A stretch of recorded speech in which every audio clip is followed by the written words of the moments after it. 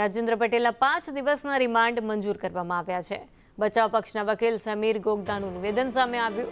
તેમણે કહ્યું કે કોર્ટે 5 દિવસના રિમાન્ડ મંજૂર કર્યા છે। બચાવ પક્ષના વકીલનું કહેવું છે કલેક્ટરની ધરપકડ ખોટી રીતે થઈ છે।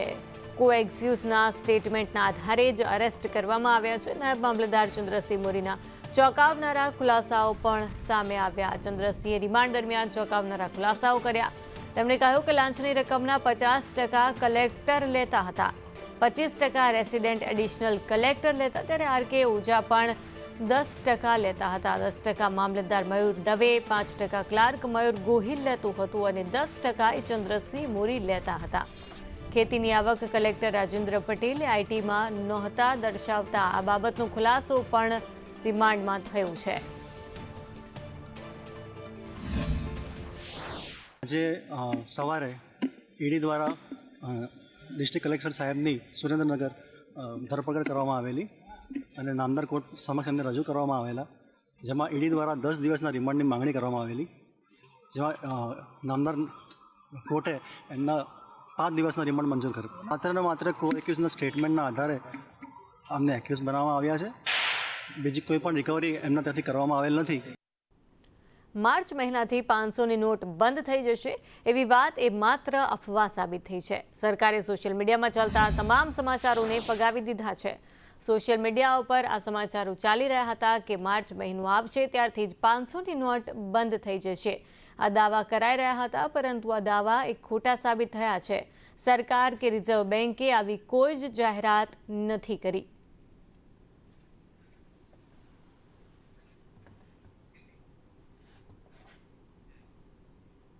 કેદારનાથમાં આજે હળવી હિમવર્ષા થઈ।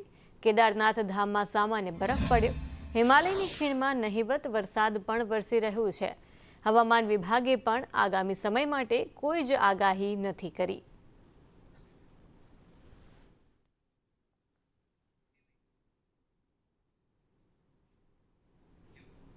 અને હવે વાત કરીએ અમદાવાદની। અમદાવાદમાં શિયાળાની ગુલાબી ઠંડીની સાથે હવે પ્રાણઘાતક પ્રદૂષણનું આગમન થયું છે।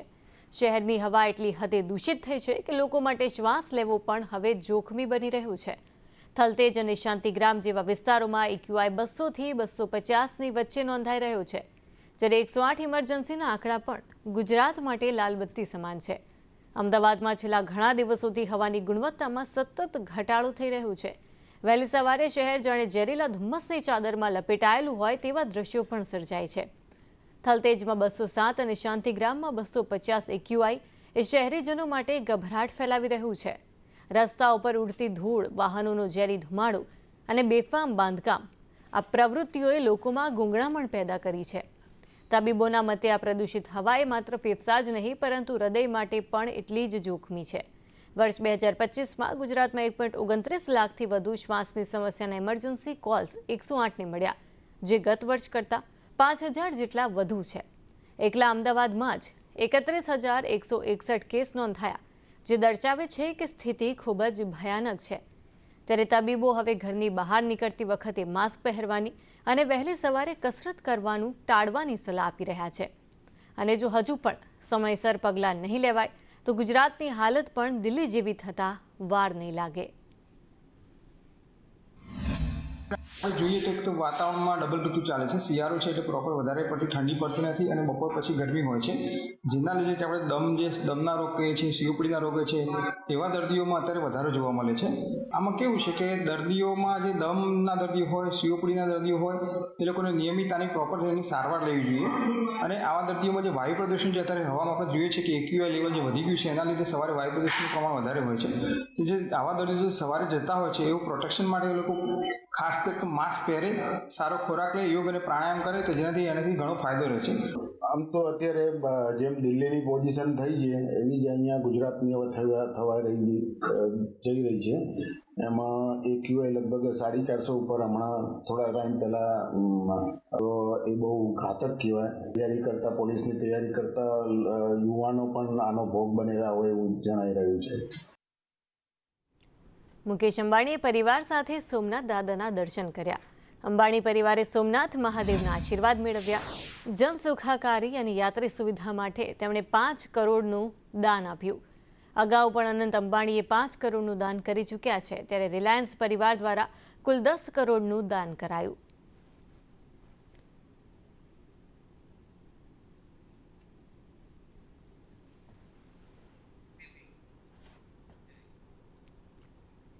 સુરતના માંડવી પંથકમાં ધર્માંતરણના જે મસ્ત મોટા નેટવર્કનો પર્દાફાશ થયો, તેમાં વધુ એક ચોંકાવનારું ઘટસ્ફોટ થયો.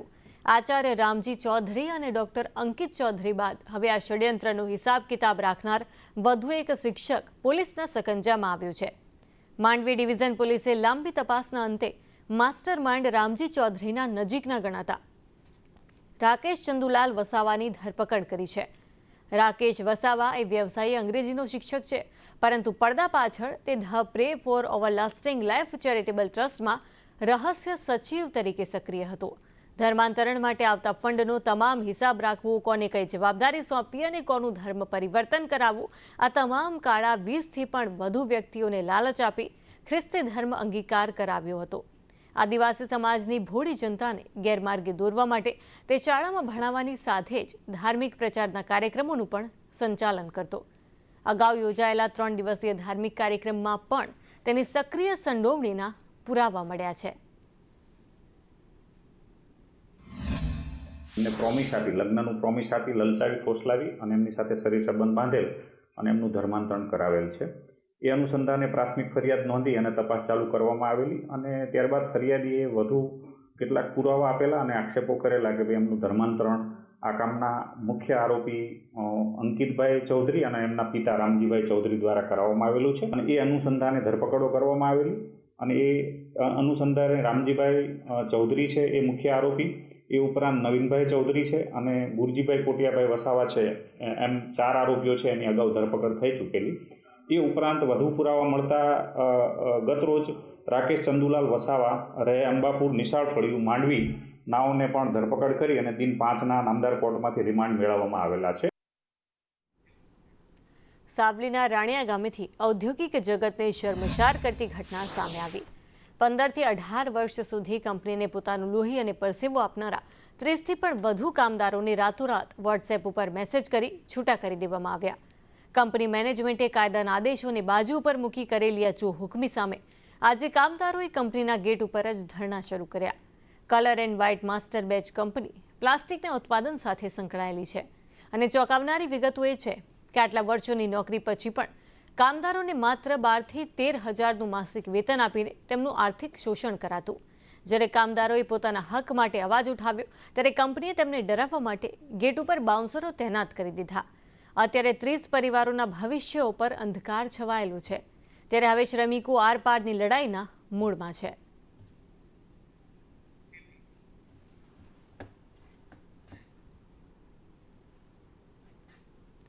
મોરબીના પીપળી રોડ ઉપર રહેતા 400 જેટલા પરિવારો આજે પોતાની જિંદગીની મૂડી ખોઈને બેઠા હોય તેવી સ્થિતિમાં છે.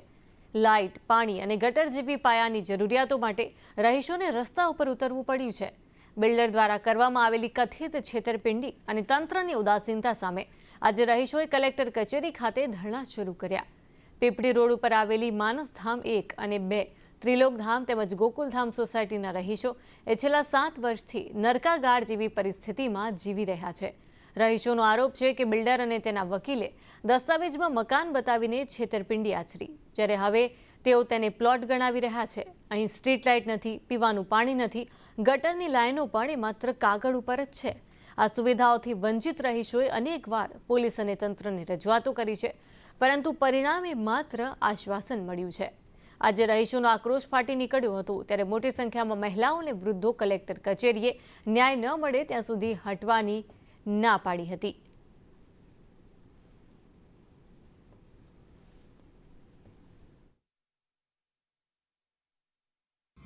2020માં જ્યારે આ બિલ્ડરો દ્વારા સ્કીમ મૂકવામાં આવેલી કે અમે તમને બરાબર બાંધકામ સાથે સંપૂર્ણ સુવિધા સાથે મકાનો આપીશું, અને જે તે સમયે આ લોકો એમને મકાન માટેની વાત કરેલી હતી ત્યારે અમે લોકોએ મકાનની આગળ ખરીદી કરેલી હતી. અને ત્યાર પછી જ્યારે અમને મકાન સોંપવામાં આવ્યા છે તો ત્યારબાદ સરકારશ્રીના જે કંઈ ધારાધોરણ નિયમ મુજબ આવે એ પ્રમાણેના બાંધકામ નથી કરેલા. આ લોકોએ સૌથી પહેલું કે દસ્તાવેજની અંદર ચોરી કરીને અમને બધાને છેતરેલા છે, ગેરમાર્ગે દોરેલા છે. અમારે 70,000 રૂપિયા લઈ લીધા છે, દસ્તાવેજ અમને નકલી આપ્યા છે. એ લોકોએ અમારી હારે છેતરપિંડી કરી છે અને હવે કોઈ પણ અમને કહેવા જઈને તો અમને જવાબ નથી આપતા. બસ અમારે આનો ન્યાય જોઈ. અમારે 70,000 રૂપિયા લઈ લીધા છે.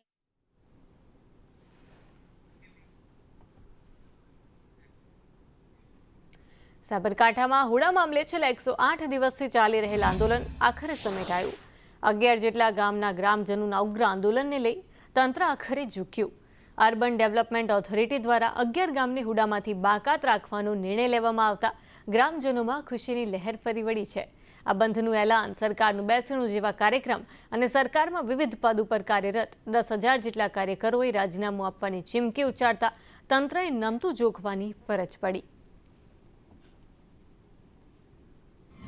11 ગામ અસરગ્રસ્ત હતા, 20,000 એકર જમીન અસરગ્રસ્ત હતી. 11 ગામના 4,500 થી 5,000 ખેડૂતો અસરગ્રસ્ત હતા.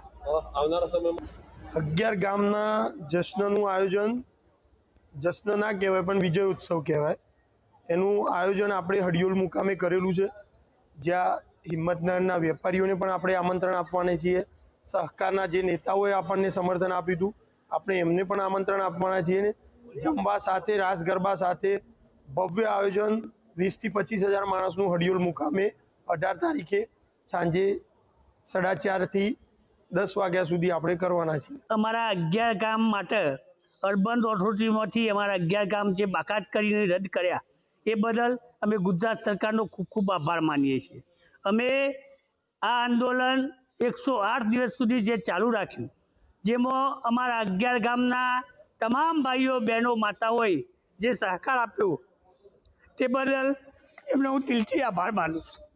બીજું કે અમે જે તારીખ 12 તારીખે હિંમતનગર બંધનું એલાન આપ્યું અને એમાં તમામ વેપારી મિત્રોએ, ચાંદી કિટલીવાળાએ અને પાનના ગલ્લાવાળાએ પણ અમને બહુ સહકાર આપ્યો છે.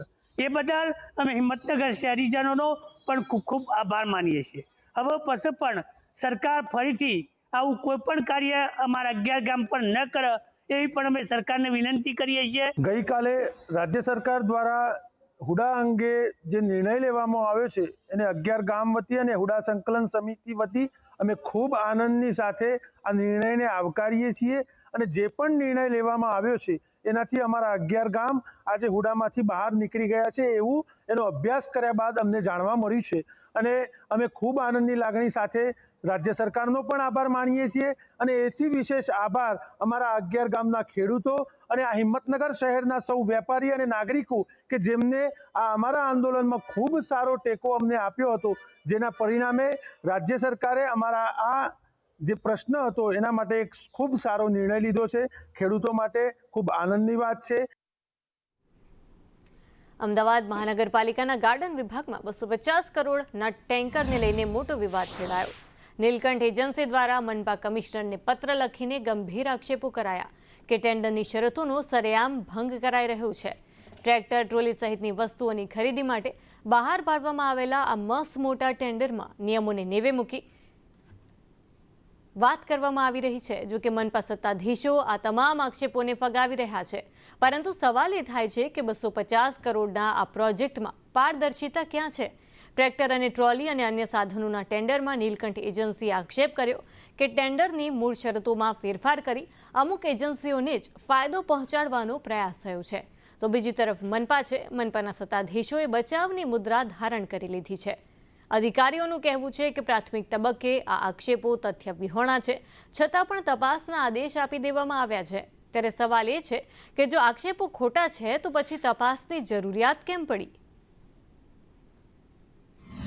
અમદાવાદ મ્યુનિસિપલ કોર્પોરેશન હંમેશા સીવીસી ગાઈડલાઇન પ્રમાણે બધા જ ટેન્ડરો બહાર પાડતું હોય છે અને સીવીસી ગાઈડલાઇન પ્રમાણે જ એનું ચેકિંગ થતું હોય છે. કન્સલ્ટન્ટ દ્વારા ડોક્યુમેન્ટને વેરીફાઈ કરવામાં આવે છે. આ વેરીફાઈ કર્યા પછી ટેન્ડરમાં જ ક્લોઝ હોય છે કે કોઈ પણ ખૂટતું ડોક્યુમેન્ટ હશે તો એ પાર્ટી પાસેથી એ મંગાવી શકશે, જેનાથી સ્પર્ધા જે છે એને વધારી શકાય.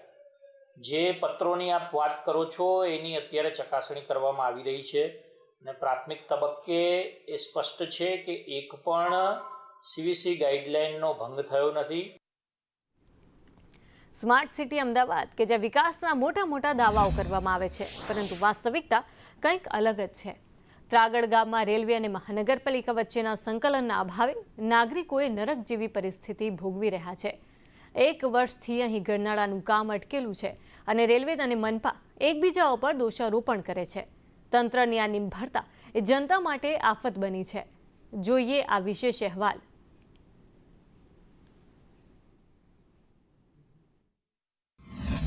ત્રાગડ ગામથી એસજી હાઈવે તરફ આવવા માટે થઈને ફાટક નીચે આ ગરનાળું જે છે તે બનાવવાની કામગીરી રેલવે વિભાગ દ્વારા શરૂ કરવામાં આવી હતી, પરંતુ છેલ્લા ઘણા સમયથી આ કામગીરી જે છે તે અહીં અટકેલી પડી છે. અને આ કામગીરી જે અટકેલી પડી છે તેની પાછળનું એકમાત્ર કારણ છે કે અહીં સ્મશાન આવેલું છે. આ સ્મશાન જે છે જે તે સમયે ત્રાગડ ગામ જે છે તે કોર્પોરેશનમાં નહોતું ભળ્યું અને ત્યારે આ ગામનું સ્મશાન હતું, પરંતુ હવે આ સ્મશાન જે છે તે કોર્પોરેશન હસ્તકનું સ્મશાન ગણવામાં આવે છે. રેલવે વિભાગ જે છે તેના દ્વારા કહેવામાં આવી રહ્યું છે કે આ સ્મશાન અહીંથી ખસેડી લેવામાં આવે ને જો જગ્યા કોર્પોરેશન દ્વારા ફાળવવામાં આવે તો આગળની કામગીરી જે છે તે થઈ શકે. તો બીજી તરફ કોર્પોરેશન જે છે તે કહી રહ્યું છે કે આ સ્મશાન જે છે તે હજી કોર્પોરેશનના હસ્તક આવ્યું નથી ને જેથી તેને ખસેડવા માટેની કોઈ સત્તા અમારી પાસે નથી ને તેના કારણે આ કામગીરી જે છે તે અટકેલી પડી છે.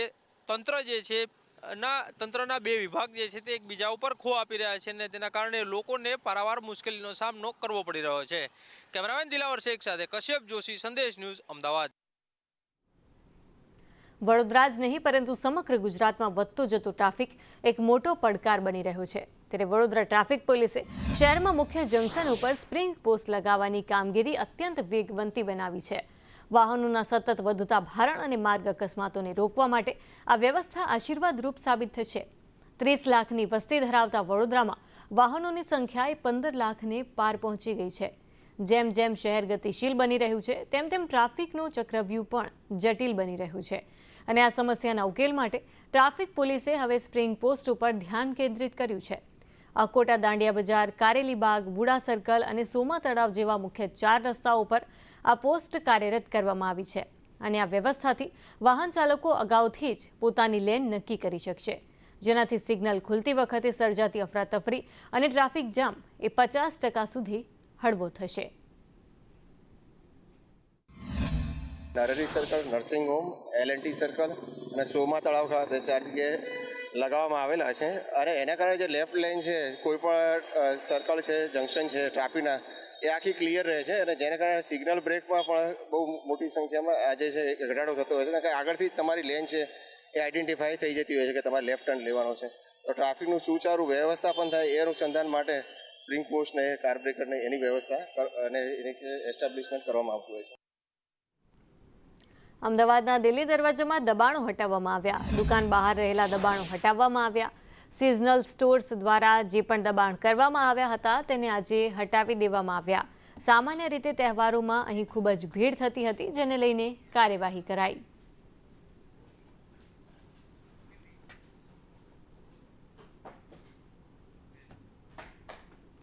લોકશાહીમાં જ્યારે ઈંટ અને પથ્થરની ભવ્ય ઇમારતો તૈયાર થઈ જાય છે ત્યારે ઘણીવાર તે જનતાના ઉપયોગ માટે નહીં પરંતુ નેતાઓના હસ્તે થનારા ઉદ્ઘાટનના શુભ મુહૂર્તની પ્રતીક્ષામાં પડી રહે છે. જૂનાગઢના ખલીલપુર રોડ ઉપર બનેલા નવા પ્રાથમિક આરોગ્ય કેન્દ્રની હાલત પણ કંઈક આવી જ છે. આધુનિક સુવિધાઓથી સજ્જ આ બિલ્ડિંગ તૈયાર થયાને 6 મહિના વીતી ગયા, છતાં પણ તંત્રની ઉદાસીનતા અને રાજકીય ઈચ્છાશક્તિના અભાવે આ કેન્દ્ર હજુ સુધી કાર્યરત નથી થયા. ખલીલપુરમાં કરોડોના ખર્ચે ઊભું કરાયેલું આરોગ્યધામ આજે ખંભાતી તાળામાં જોવા મળી રહ્યું છે. અને નવાઈની વાત એ છે કે અત્યારે આ વિસ્તારનું આરોગ્ય કેન્દ્ર શાંતેશ્વર વિસ્તારમાં એક નાનકડા ભાડાના મકાનમાં ચાલે છે, જ્યાં અપૂરતી જગ્યા અને નબળી સુવિધાઓના કારણે દર્દીઓ અને સ્ટાફ બંને પરેશાન છે. ત્યારે મનપા કમિશનર એવું કહીને હાથ ખંખેરી રહ્યા છે કે હજુ બિલ્ડિંગનું ટચિંગ કામ બાકી છે, પરંતુ સવાલ એ થાય છે કે શું આ ટચિંગ કામ કરવા માટે 6 મહિનાનો સમય પણ ઓછો પડે છે?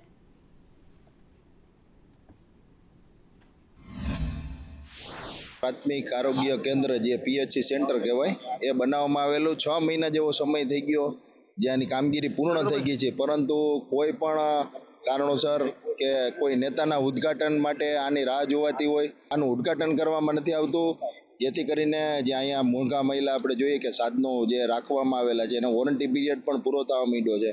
અને બીજું જોઈએ કે બીજું જે આરોગ્ય આપણે ભાડે રાખેલું છે એમાં પણ ખૂબ ચકડાશ છે, તો આરોગ્ય કેન્દ્ર તાત્કાલિક ચાલુ થાય. હવે અમારા વિસ્તારમાં ગવર્મેન્ટે બહુ સારી સુવિધા કરી છે. આ હોસ્પિટલ અહીંયા બાંધી અને અમારા આજુબાજુના વિસ્તારના બધાય દર્દીઓને માટે બહુ લાભદાયક છે.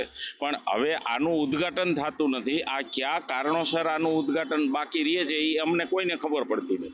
નાનું મોટું લાઇટિંગનું કામ બાકી છે અને ફાયરનું થોડું ઘણું કામ બાકી છે. એટલે આમ કન્સ્ટ્રક્શન, સિવિલ કન્સ્ટ્રક્શન પૂરું થઈ ગયું છે.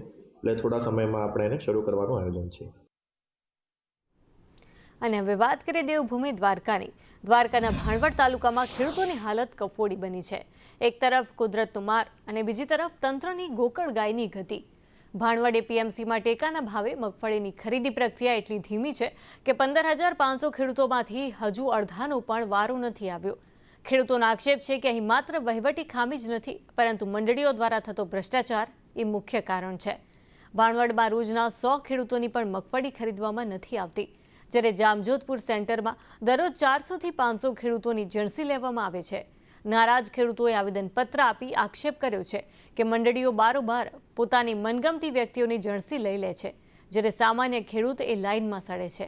જો વહેલી તકે ખરીદીની ક્ષમતા વધારવામાં નહીં આવે તો ખેડૂતોનો આક્રોશ કોઈક મોટું સ્વરૂપ ધારણ કરી શકે છે.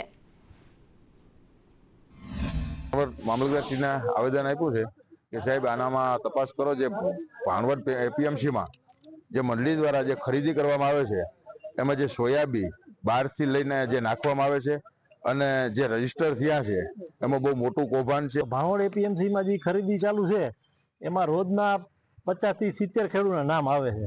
તો 2 મહિનાથી આ ખરીદી ચાલુ થઈ ગઈ છે, તો હજી સુધીમાં જે રજીસ્ટ્રેશન 15,000 ખેડૂતથી ઉપર થયું છે, તો 7,000 આસપાસ ખેડૂતોના ટેકામાં વારો આવ્યો મગફળી લેવા. તો આવી ગોકળ ગાય ગતિએ જે આ મગફળી ખરીદી હાલે એના કારણે જો આમનામ રહીએ તો એ મગફળી ખરીદી ક્યારે પૂરી થાય અને ખેડૂતની પૈસો ક્યારે કામ આવે. અમદાવાદમાં NSUIનો ડ્રગ્સ મુક્તિ અભિયાન કાર્યક્રમ સામે આવ્યો. ડ્રગ્સના વિરોધમાં NSUIએ અભિયાન હાથ ધર્યું.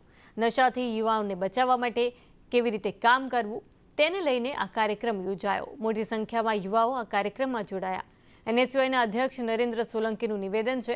તેમણે કહ્યું કે સરકારે ડ્રગ્સ કોને ત્યાંથી આવે છે તેને નથી પકડી શકતી. ઉડતા પંજાબ બાદ ઉડતા ગુજરાત થઈ રહ્યું છે.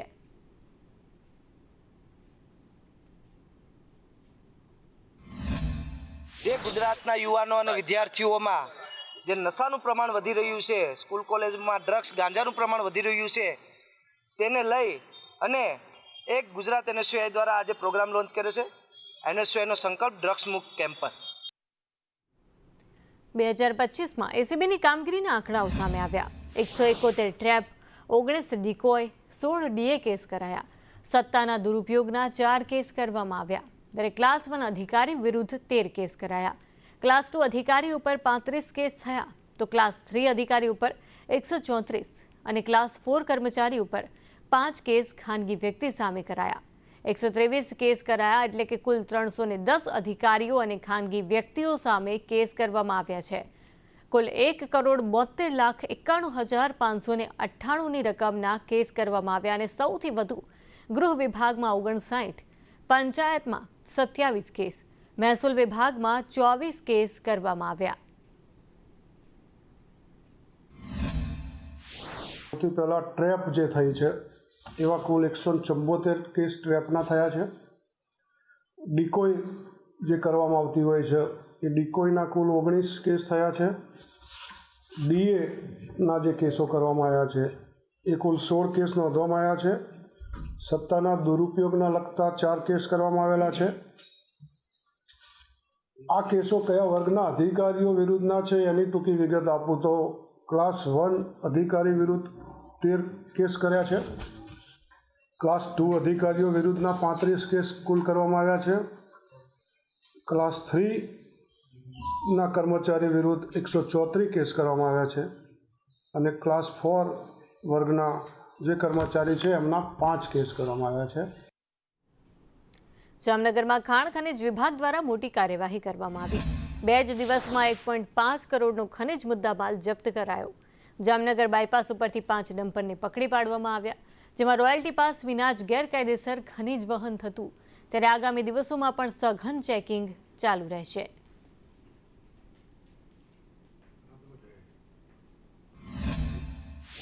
છેલ્લા 2 દિવસ દરમિયાન જે ચેકિંગ કરવામાં આવેલું તેમાં બિનઅધિકૃત ખનિજના વહન સબબે 5 ડમ્પરને અટક કરવામાં આવી છે અને તેને સીઝ કરવામાં આવ્યા છે. તેમાં સાદી રેતી ખનિજ, બ્લેક ટ્રેપ ખનિજ અને સિલિકા સેન્ડ ખનિજનો સમાવેશ થાય છે.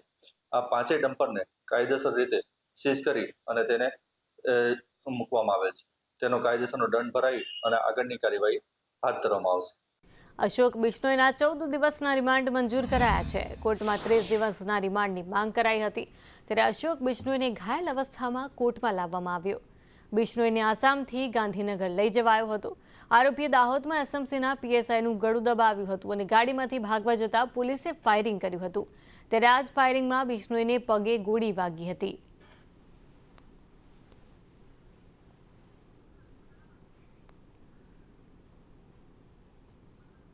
જામનગરમાં 5 બાંગ્લાદેશી નાગરિકો ઝડપાયા. 3 મહિલા અને 2 પુરુષની પોલીસે અટકાયત કરી છે. પ્રાથમિક તપાસમાં આ 5 બાંગ્લાદેશી હોવાનું સામે આવ્યું છે. પોલીસની તપાસમાં હજુ સુધી કંઈ જ વાંધાજનક નથી મળી આવ્યું. જામનગર પટેલ કોલોની શેરી નંબર 11માં અમુક બાંગ્લાદેશી નાગરિકો ગેરકાયદેસર રીતે વસવાટ કરે છે. આ બાતમીના આધારે જામનગર એસઓજી દ્વારા ત્યાં રેડ કરવામાં આવેલી અને આ રેડના પરિણામે ત્યાં કુલ 5 વ્યક્તિ, જેમાં 2 પુરુષ ને 3 મહિલા, એમ મળીને કુલ 5 બાંગ્લાદેશી નાગરિકો કે જેમનો કોઈ પાછું આધાર પુરાવામાં કોઈ પાસપોર્ટ કે વિઝા કે કોઈ ભારત સરકારની કોઈ પૂર્વ મંજૂરી ના હોય તો એ રીતે ભારત દેશમાં કોઈ પણ કારણસર ગેરકાયદેસર પ્રવેશ કરી મળી આવેલા છે. આ 5 વ્યક્તિઓને હાલ ડિટેન કરી અને આગળની કાર્યવાહી હાલ ચાલુમાં છે. સુરતમાં 5 કિલો ગાંજા સાથે 2 આરોપીઓ ઝડપાયા. મોહમ્મદ નસીર અને મોહમ્મદ નૂર હુસૈન ઝડપાયા. છેલ્લા 3 મહિનાથી આરોપીઓ ગાંજાનું વેચાણ કરતા અને બોર્ડરથી લાવીને સુરતમાં ગાંજો વેચતા. વેચાણ કરતા તેમને પકડી પાડવામાં આવ્યા છે. ત્યારે પોલીસે કુલ 2.80 લાખથી પણ વધુનો મુદ્દામાલ જપ્ત કર્યો છે.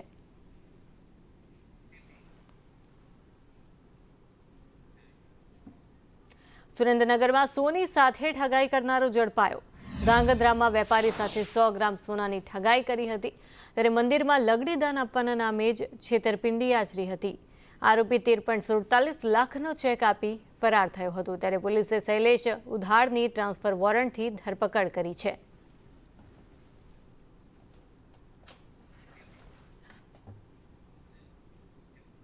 અને હવે વાત કરીએ ખેડાની. ખેડાના નડિયાદમાં 4 દુકાનના તાળા તૂટ્યા. મોડી રાત્રે શટરના તાળા તોડી ચોરીને અંજામ આપવામાં આવ્યો. શટર ખોલી ચોરી કરતા સીસીટીવી પણ સામે આવ્યા છે.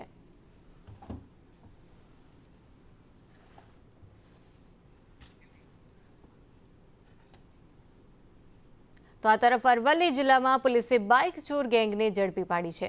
અમદાવાદ ગાંધીનગરમાં બાઇક ચોરથી ગેંગ ઝડપાઈ. રાજસ્થાનના 4 યુવકોએ જીઆઈડીસીમાં નોકરી કરતા અને રાત પડે ચોરી કરતા. પોલીસે 4.20 લાખનો કુલ મુદ્દામાલ પણ અત્યાર સુધી જપ્ત કર્યો છે.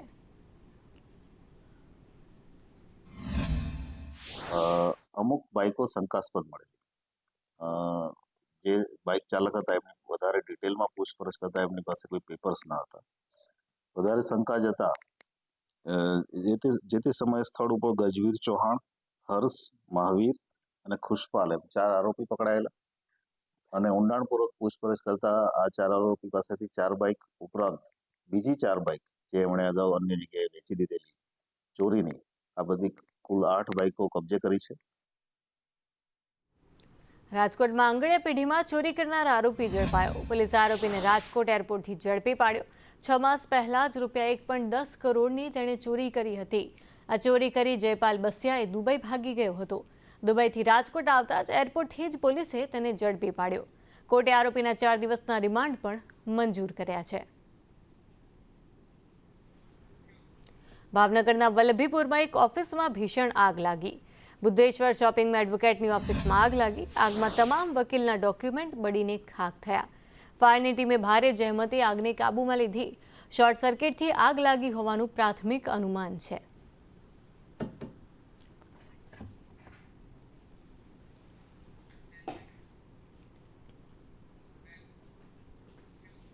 એસટીના નવા કર્મીઓને ડિજિટલ નિમણૂક પત્ર એનાયત કરાયા. પ્રથમવાર ટેકનોલોજીના માધ્યમથી નિમણૂક પત્રો અપાયા. વોટ્સએપના માધ્યમથી ઉમેદવારોને નિમણૂક પત્રો અપાયા. ડેપ્યુટી સીએમ હર્ષ સંઘવીએ સ્ટેજ ઉપરથી ઉમેદવારોને જાણ કરી.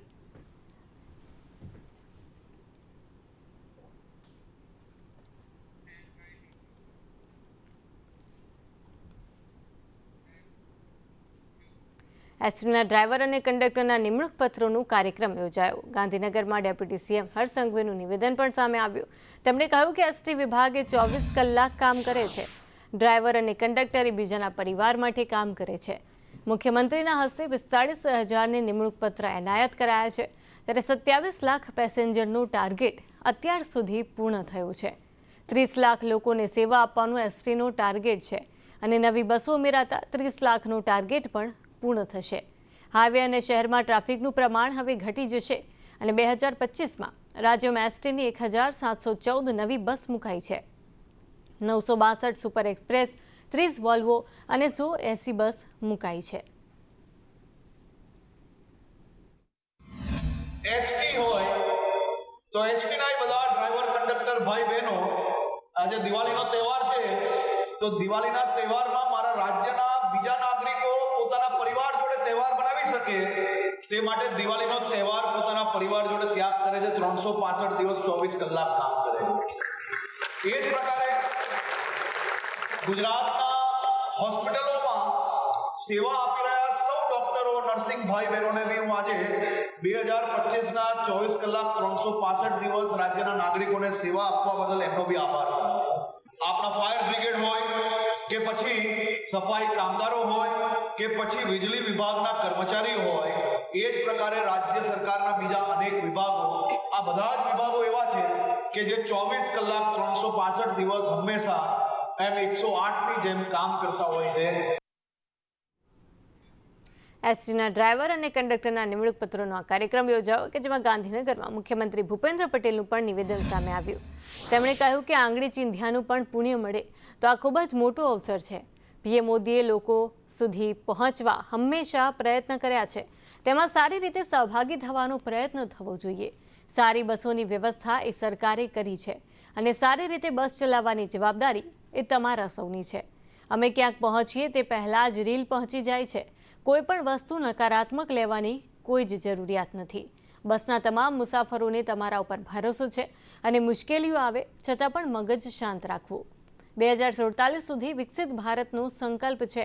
ત્યારે ફિલ્મ ચાલી એટલે જે ભાઈએ સેવા આપી એનો આનંદ થયો. પરિવારનું એક વ્યક્તિ સારું કામ કરી રહ્યું છે તેવું પણ સીએમએ કહ્યું અને તમામ લોકો જોડાયા એ બધા જ લોકોને થયું કે સારું કામ થઈ રહ્યું છે. કદાચ છૂટની ભૂલ આવી આપણા ધ્યાન ઉપર તો આપણાથી એ ભૂલ ના થાય એનો પ્રયત્ન કરવો. આપણે કોઈ વસ્તુ નેગેટિવ લેવાનું થતું, આપણે પોઝિટિવ. અને એમાં તમારી પાસે તો કેટલી મોટી જવાબદારી ગણાય કે બસની અંદર બેઠેલા તમામ મુસાફરો તમારા હાથમાં, તમારા ભરોસે નિશ્ચિંત બેઠા હોય, શાંતિથી. ઘણા નથી બતાવ્યું અંદર કે આરામથી ઊંઘી પણ ગયા હોય. કેમ ઊંઘી ગયા હોય? તો કે ભાઈ તમારા ઉપર ભરોસો છે. ગાંધીધામ ખાતે વાયબ્રન્ટ રિજિયોનલ ઇવેન્ટ અંતર્ગત કચ્છના ગાંધીધામ ખાતે ઇવેન્ટનું આયોજન કરવામાં આવ્યું, જેને કેબિનેટ મંત્રી અર્જુન મોઢવાડિયાના હસ્તે ખુલ્લી મૂકવામાં આવી. વાયબ્રન્ટમાં કચ્છનો દબદબાભેર પ્રારંભ પણ થઈ ગયો છે કે જેના દ્રશ્યો પણ સામે આવ્યા. 8,700 કરોડના એમઓયુ સાથે વિકાસની ગર્જના કરવામાં આવી. કરોડોના એમઓયુ થયા અને સાથે જ હવે કચ્છનો વિકાસ પણ થશે, જે દર્શાવે છે કે આવનારા સમયમાં કચ્છ વિશ્વના ઉદ્યોગ નકશાઓ પર ચમકવા માટે તૈયાર છે. મંત્રી અર્જુન મોઢવાડિયાએ પણ જણાવ્યું કે કચ્છ જિલ્લો એ રાજ્યના ઔદ્યોગિક ક્ષેત્રનો અતિ મહત્વપૂર્ણ સ્તંભ છે. Renewable energy, green hydrogen, steel અને સિમેન્ટ જેવા ક્ષેત્રોમાં કચ્છ પહેલેથી જ અગ્રેસર છે અને હવે કંડલા ખાતે આકાર લઈ રહેલા મેગા કન્ટેનર ટર્મિનલ અને ગ્રીન હાઇડ્રોજન પ્રોજેક્ટના કારણે આગામી 5 થી 7 વર્ષમાં કચ્છમાં મૂડીરોકાણનું મબલખ પૂર આવશે. તો કલેક્ટર આનંદ પટેલે આયોજન અંગે માહિતી આપતા કહ્યું કે આ પ્રોગ્રામમાં માત્ર મોટા ઉદ્યોગો જ નહીં પરંતુ એગ્રો પ્રોસેસિંગ, મિનરલ અને કચ્છી હસ્તકલાને પણ પ્રાધાન્ય આપવામાં આવ્યું છે. ટોલ સીડલિંગ દ્વારા ઊંચા વૃદ્ધિ પામેલા પ્લાન્ટ મારફતે આ જેટલી ખુલ્લી જમીનો છે, ખુલ્લી જગ્યાઓ છે, એ સોશિયલ ફોરેસ્ટ્રી મારફતે એનું ગ્રીન કવર વધે એટલા માટેના પ્રયાસ કરીશું. અને હવે જે રીતના એ લોકોએ નક્કી કર્યું રિજનલ વાઇબ્રન્ટ સાથે ડિસ્ટ્રિક્ટ વાઇબ્રન્ટ પણ કરે છે દરેક જિલ્લાની ખાસિયતો માટે, દરેક જિલ્લાના ડેવલપમેન્ટ માટે. તો આજનું જે વાઇબ્રન્ટ થયું એમાં એડમિશન સાથે ગાંધીધામ ચેમ્બર ઓફ કોમર્સ પણ જોડાયેલું હતું ઇવેન્ટ પાર્ટનર તરીકે. તો આજના વાઇબ્રન્ટમાં લગભગ 8,700 કરોડ રૂપિયા જેવા MOU થયા છે.